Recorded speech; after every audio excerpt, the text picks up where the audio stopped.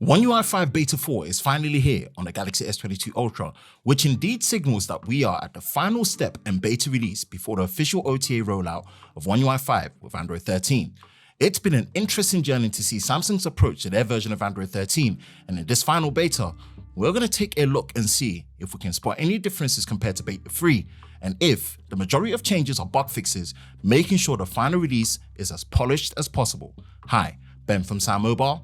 If you enjoy new and exclusive videos like this, then be sure to like, subscribe, and turn on notifications so you don't miss any new videos on YouTube with SamMobile TV. Here's our quick look and overview of One UI 5 Beta 4.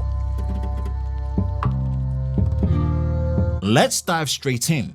As you can see from the software information section, the last four figures of the build number end with ZVJ2, which is an upgrade from the previous ZVI9 from Beta 3. This takes Beta 4 up to the latest October security patch as well. And just for reference again, our model is the Exynos 2200 S22 Ultra S908B model for UK and Europe, so access to Beta 4 will be dependent on your model and region. Looking at the changelog with this update for Beta 4, it looks like the focus is around multiple bug fixes stated around having a more stable experience with things like the S Pen Air command, app folder, object eraser, and other minor bug fixes that when accumulated together should offer a more stable and consistent experience ready in time for the final OTA release. Features wise, we actually see the removal of the multiple users functionality we first saw back with the release of Beta 1, which allowed for multiple user profiles natively. Beta 4 now adds the indication of active apps running in the background at the top left. This relocation and addition actually makes a lot more sense compared to where we first saw it in Beta 1. In Beta 4, when in the settings menu below the connected devices, modes has now been renamed back to modes and routines. When within the modes and routines, the position of the plus icon has now been moved below the work routine, which now allows you to create a custom mode within that section. The last major change we've seen with Beta 4 is the addition of remote support in the settings menu.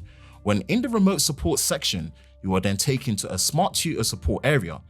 Based on the description, Smart Tutor is a technical support application providing assistance with troubleshooting and guidance to help solve technical issues on your Galaxy device.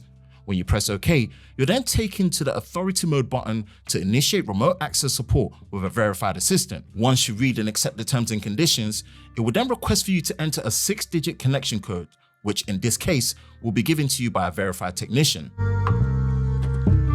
In terms of features and the additions and changes to Beta 4, they seem to be very minimal, and it does indicate that the final release of One UI 5 is pretty much right around the corner.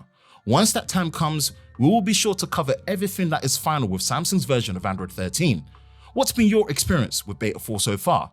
Let us know in the comment section below. For the latest news in the world of Samsung Daily, be sure to visit us at sammobile.com.